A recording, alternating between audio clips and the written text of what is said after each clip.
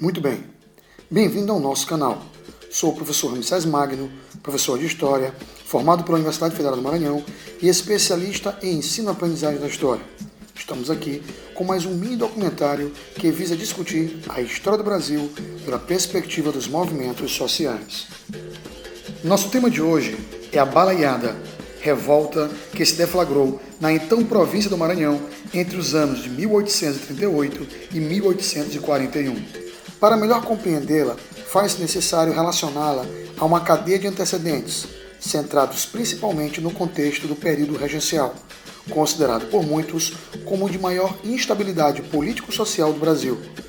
Problemas relativos aos anseios por mais autonomia nas províncias marcavam as discussões parlamentares, o que levou essa fase a algumas supostas experiências republicanas.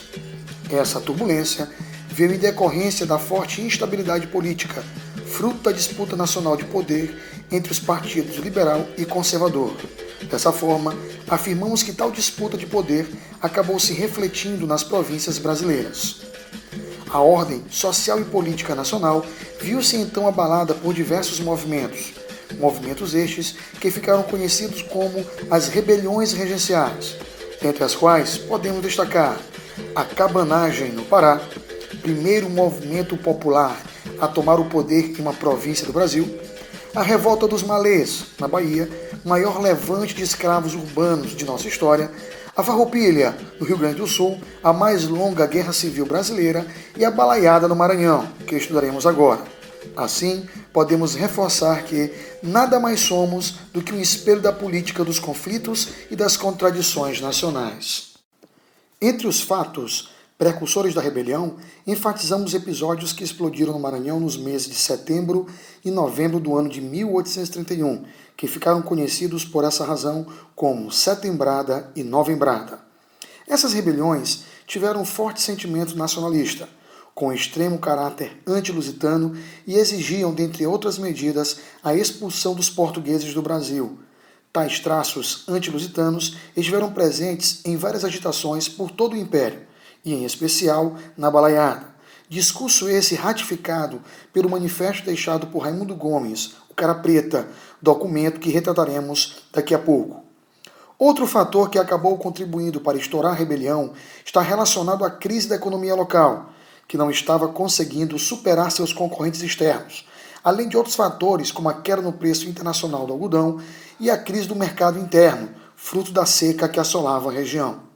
Assim, segundo a professora Maria de Lourdes Janotti, a população sofria com a insegurança geral e as péssimas condições de vida às quais estava submetida. Acrescentemos a esse caldeirão as insatisfações ligadas aos abusos de poder. O primeiro deles foi a lei de prefeitos e subprefeitos, imposta pelos conservadores para anular a vitória eleitoral dos liberais para os cargos de juiz de paz. Esclarecendo, os juízes de paz teriam seu poder reduzido, enquanto a administração das cidades ficaria por conta dos prefeitos e subprefeitos, indicados pelos conservadores, acirrando as disputas políticas entre os liberais, que no Maranhão eram denominados de bem-de-vis, e os conservadores, que por sua vez recebiam alcunha de cabanos. Para o povo, uma das maiores aberrações era a lei do recrutamento forçado, o popular PEGA. Esta lei dava direito às autoridades locais, prefeitos e subprefeitos, de recrutarem forçadamente as pessoas para servirem na Guarda Nacional. Muitos homens se recusavam a servir nas milícias locais e acabavam fugindo para escapar da prisão. Entre os principais desmotivadores do serviço estavam os atrasos nos salários, que já eram muito baixos, além dos perigos da profissão. Por fim, entre os descomedimentos legais condenados pela população estava o direito dos oficiais à acolhida. Esta lei permitia aos oficiais o direito de pernoitar na casa das pessoas, ocasionando muitas vezes em abusos desses oficiais sobre as camadas mais populares e indefesas. Analisando esse cenário, o historiador Matias Rorig Assunção defende que a Balaiada trata-se mais de uma guerra de resistência do campesinato maranhense do que uma revolução motivada por utopias. O estopim da Balaiada está diretamente ligado a esses abusos legais. O mau uso do recrutamento forçado levou ao episódio da Vila da Manga, que corresponde atualmente à região da cidade maranhense de Nina Rodrigues. O subprefeito local, José do Egito, que era do Partido Cabano, recrutou vaqueiros de Inácio Mendes de Moraes e Silva, na região de Arari, no Baixo Mearim. Moraes e Silva era um padre ligado ao grupo dos bem-te-vis, ou seja, os liberais do Maranhão. Ao recusarem prestar o serviço, os vaqueiros foram presos como ditava a lei. Raimundo Gomes Vieira Jutá, o Cara Preta, chefe dos vaqueiros, depois de várias tentativas de negociação não atendidas e sem conseguir prosseguir, resgata seus homens, inclusive seu irmão, José Gonçalves, que havia recebido ainda a acusação de assassinato. O assalto à cadeia rendeu-lhe armas e a adesão dos guardas, estes também revoltados por serem obrigados a servir na milícia, sob pena de prisão por recusa. Um passo importante dado pelos revoltosos foi o manifesto assinado por Raimundo Gomes, que foi rápida e amplamente divulgado por toda a província. Espantosas eram as ideias nele explicitadas, por possuírem um caráter liberal e conter exigências que condiziam com os anseios ditos bem-te-vis. Marcados também por um forte sentimento anti-lusitano, o que lembra os interesses das revoltas da Setembrada e Novembrada citadas anteriormente. Entre as demandas estavam a defesa da ordem constitucional, garantia dos direitos individuais, a demissão do presidente da província e a extinção dos cargos de prefeito e subprefeito, além da expulsão dos portugueses e ainda da não aceitação, pelo menos no primeiro momento, de escravos na rebelião. Prova deste aspecto foi que, ao encerrar o manifesto, declarou-se: fora feitores e escravos. Outro líder popular que vai se juntar a Raimundo Gomes é Manuel dos Anjos, o balaio, que ao acolher um oficial em sua casa, teve suas filhas violentadas. O artesão Manuel dos Anjos se tornou tão importante para o movimento que muitos acreditaram a ele a denominação da revolta. Ainda sobre as possíveis razões da denominação balaiada, há uma forte tendência em acreditar que o termo surgiu de uma observação feita pelas camadas populares, que reconheciam os revoltosos andando pelas matas e povoados pelo fato destes carregarem seus pertences em balaios presos nas suas costas, ou até simplesmente pelo fato do termo também se referir à desordem. A exemplo da expressão, isso aqui está parecendo um balaio de gatos. Porém, vale ressaltar que a balaiada recebeu outras designações não tão usuais, como Guerra dos Bem-te-vis e Guerra do Balaio. Havia também, entre os revoltosos, líderes pouco conhecidos, como um chefe indígena bastante experiente, um senhor centenário que combatera nas lutas pela independência, era o chefe Matruá. A sua história de vida era baseada na luta pela liberdade e igualdade. Entre os incontáveis contingentes de rebelados, o padre Astolfo Serra narrou que 9 chefes se apresentavam com suas comitivas de rebeldes. Designavam-se mutuamente por nomes simbólicos. São Relâmpago, Corisco, Raio, Caninana, Sete Estrelas, Teteu, Andorinha, Tigre e etc. Toda uma série de homens rudes e sequiosos de aventura e de vinditas. Completando o turbilhão insurrecional camponês no Maranhão, temos o sofrimento e as dores de muitos imigrantes do Ceará e do Piauí. As histórias de guerras e façanhas dos remanescentes da Confederação do Equador que vieram para cá. Ingredientes de um caldeirão pronto a explodir. Paralelamente a esses líderes e seus grupos anteriormente citados, caminhava um outro grupo que posteriormente somaria forças aos mesmos, com um contingente de aproximadamente 3.000 homens, em esmagadora maioria negros fugidos aquilombados, liderados por um recém-fugido de uma cadeia cearense, o Cosme Bento das Chagas, ou se preferir, Negro Cosme, autodenominado tutor e imperador da liberdade. É extensa a lista das atrocidades que teriam sido cometidas pelo Negro Cosme. Não podemos esquecer, no entanto, que em meio àquele contexto escravocrata funcionava algo similar à lei de Italião. Observava-se que o Cosme tinha plena consciência que no início do movimento, por ser negro, não era aceito por Raimundo Gomes. Mas isso não o enfraquecia, pelo contrário, atestava sua capacidade política. Tais evidências põem em xeque algumas imagens ruins sobre o Negro Cosme, criada pelas elites e pelos historiadores tradicionais, como Mário Meirelles, Carlos de Lima, Viriato Corrêa, entre outros. Negro Cosme chegou a defender abertamente a República como fonte de libertação. Também era conhecido por possuir em seu quilombo da Lagoa Amarela uma escola de ler e escrever. Muito bem, dessa maneira, a rebelião pode ser então agrupada em 3 correntes heterogêneas, o que contribuiu decisivamente para uma das razões do fracasso: a falta de unidade de luta e de objetivos. A primeira corrente seria a popular, liderada por Raimundo Gomes e pelo Balaio, revoltados pela situação de exploração popular, sobretudo os abusos que sofreram pessoalmente. A segunda seria a corrente política, liderada pelos bem-te-vis, os liberais do Maranhão, que perderam forças com a lei dos prefeitos e acabam incentivando a rebelião através de seus jornais, pois acusavam os conservadores pela insatisfação popular. Eles também eram acusados de fornecer alimentos, armas e apoio financeiro secretamente para os revoltosos. E, por fim, a corrente negra, liderada pelo Nego Cosme, que buscava, acima de tudo, a abolição da escravidão. Entre as principais proezas dos balaios, temos a tomada de Caxias, a segunda maior cidade em importância do Maranhão na época. Fato esse que abalou profundamente o império e as elites maranhenses.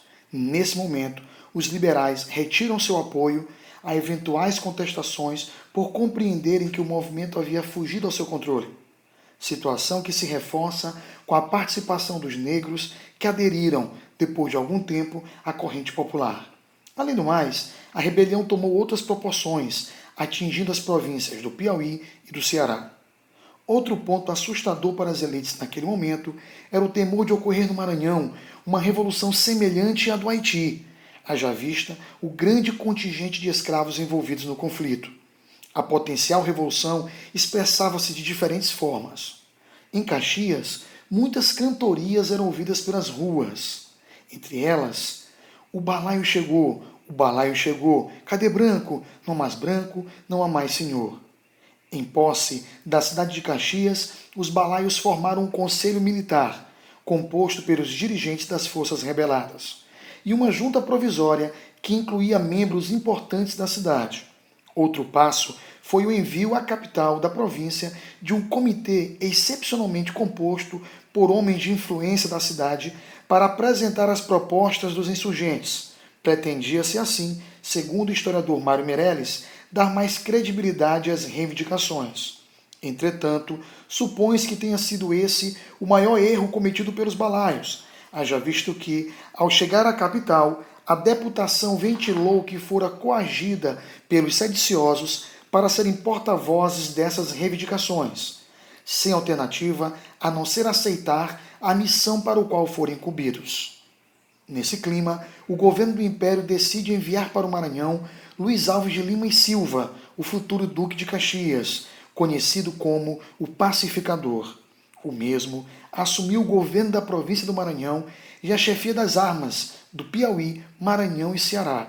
Caxias reorganiza as forças armadas da região e conta ainda com a ajuda da Lei da Anistia, decretada por Dom Pedro II quando da sua coroação. Pela lei, os revoltosos políticos que se entregassem seriam perdoados. Mas, para Caxias, não era tão simples assim. Quem se entregasse teria que combater ao seu lado durante algum tempo, voltando-se contra os antigos aliados rebelados. Esses, conhecedores das estratégias de seus ex-párias, facilitariam e muito a vitória das forças oficiais.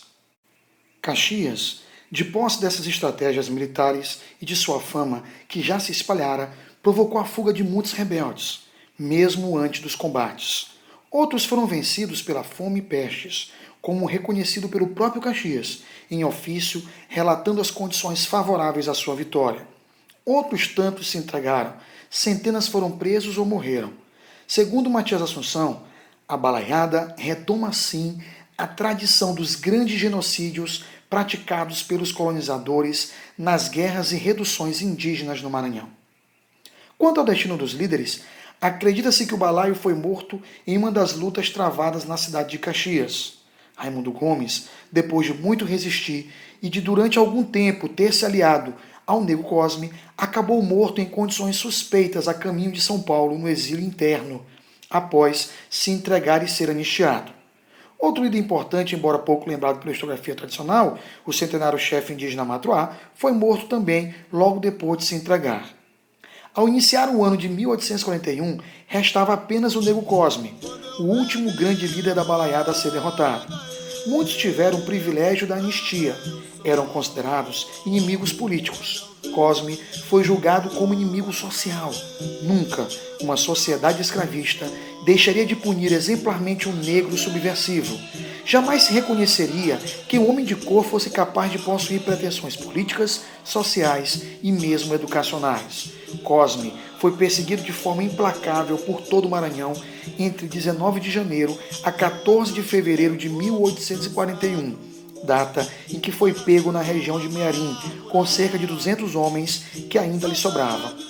O jornal Crônica Maranhense noticiou assim a prisão de Cosme em 19 de fevereiro de 1841. Estão finalmente realizadas as nossas petições, que brevemente o infame Nego Cosme seria preso. Ele acaba de chegar a esta capital, vindo do Mearim, onde foi capturado, com grande número de seus sequazes, por uma partida do digno capitão Manuel José Vieira, e brevemente terá o prêmio de tantos assassinos, roubos e de toda a casta de atentados que praticou essa fera que só de humano tem a figura. Cosme, um negro que não possuía direitos legais como escravo, foi julgado contraditoriamente como criminoso comum. Foi levado ao enforcamento entre os dias 19 e 20 de setembro de 1842, na vila de Itapecuru Mirim. O jornal Publicador Maranhense, de 26 de setembro de 1842, enfatizou o suposto arrependimento de Cosme pelos crimes que teria cometido. Em um dos dias da semana passada, foi executado em Itapecuru Mirim a pena de morte a que fora sentenciado o outro chefe de rebeldes e pretos insurrecionados, Cosme. Dizem que o paciente, antes de morrer, se mostrara arrependido e pedira publicamente o perdão dos seus crimes. Seu enforcamento foi uma tentativa de dar exemplo aos negros que pensassem em se rebelar. Entretanto, as resistências à escravidão não pararam por ali. O Maranhão possuía uma tradição quilombola e a morte de Cosme não conteria os negros escravos nas suas lutas pela liberdade. Ao findar a balaiada, dando como encerrada a sua missão no Maranhão, Luiz Alves de Lima e Silva retorna à corte e lá é agraciado primeiramente como brigadeiro, em seguida com o título de barão, até posteriormente receber o título com o qual é mais conhecido na historiografia, Duque de Caxias, saudado como o pacificador do Império, contraditória expressão designada a um homem que trouxe a paz à custa de uma sanguinária violência dirigida, sobretudo, a homens simples, pessoas sofridas do povo, que lutavam em demonstração de suas péssimas condições de vida, debatendo-se de encontro às forças que os oprimiam. No Maranhão, segundo a memória oral, para a intimidação dos rebeldes, ele e seus homens atiravam crianças, filhos de revoltosos, para cima e os empalavam em suas espadas. E por tão bem servir as elites brasileiras, é considerado o patrono do exército brasileiro. Já os demais líderes do movimento, que lutaram contra os abusos sociais de poder, ficaram praticamente esquecidos. Carlota Carvalho teceu talvez a maior crítica dirigida ao Duque de Caxias, pela forma de atuação diferenciada no Maranhão. Aqui, segundo ela, só vendo rebeldes passíveis das penas mais cruéis, homens fora das leis. E no Rio Grande do Sul, durante a Farroupilha, só vendo brasileiros, pedindo o esquecimento das desavenças e convidando-os a um abraço fraternal. E como escreveu o historiador Carlos de Lima, mais uma vez o povo era traído, sacrificado às ambições e vaidade de meia dúzia de políticos. Encerramos com a análise do historiador Matias Assunção, na qual ele alerta para o fato de que a vitória sobre a balaiada também representou o domínio definitivo do Centro-Sul sobre o norte do Brasil. A interiorização havia sido completada ao se derrotarem as rebeliões no Maranhão e no Pará, áreas que há muito tempo fugiam ao controle do Estado Imperial Brasileiro em construção. E se você gostou, curta o nosso vídeo, se inscreva em nosso canal, aproveite, assista e curta os demais vídeos. Muito obrigado, professor Ramsés Magno, até a próxima.